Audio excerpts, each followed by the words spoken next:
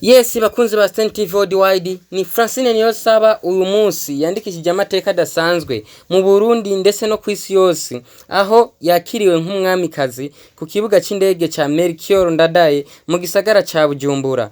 Turavuga ati kuri Micronistan promoter ni waze agiye kubazanira ino nkuru mu buhinga bw'ivyuma, naho tukahabona Promise Cameraman, umwe mu bagiye kubahinyanyurira kugira mushobore kuronka amajwi ameze neza na video iri ku rwego. Nta byinshi dufite byo kuvuga, ahubwo turaza kugerageza kubereka bimwe mu byagiye birahaboneka, kuko hibonekeje byinshi mu bagiye bamwakira kuri ico kibuga c'indege, aho twahabonye inzego zigiye zitandukanye, abaririmbyi bagiye batandukanye, turavugamo nkaba Bface, ba Mukombozi n'ibindi bintu byinshi byagiye bihagaragara byerekana ko bamukunda cyane. Natwe kandi TV ya Stand TV Worldwide turavuga ati turamukunda cyane, kuko n'umwe mu Barundi ariko aragerageza guhayagiza ibendera ryacu ry'igihugu.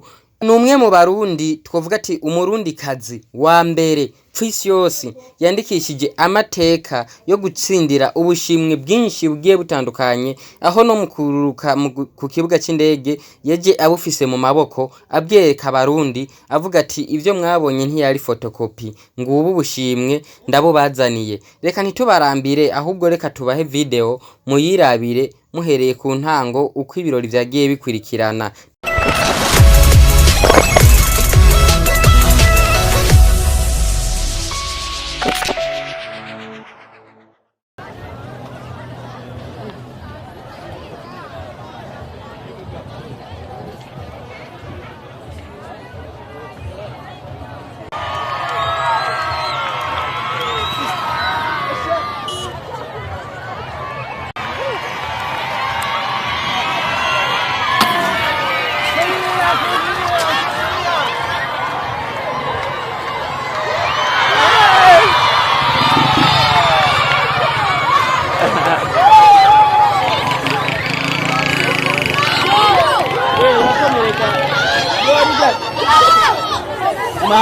Kumahamo nukumenya.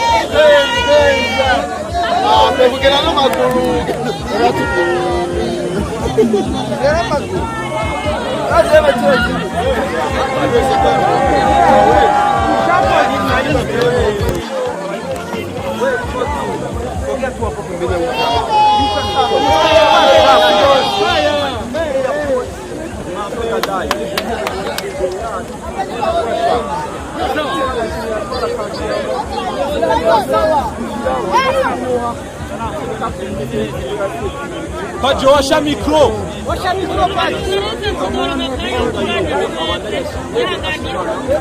Pode washa micro. Pode washa micro.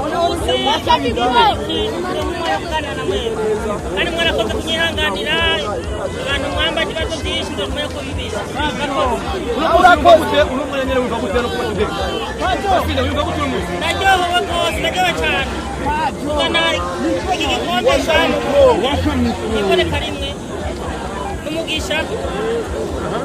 Naragiye guha umunezero abarundi bose. Igirayo.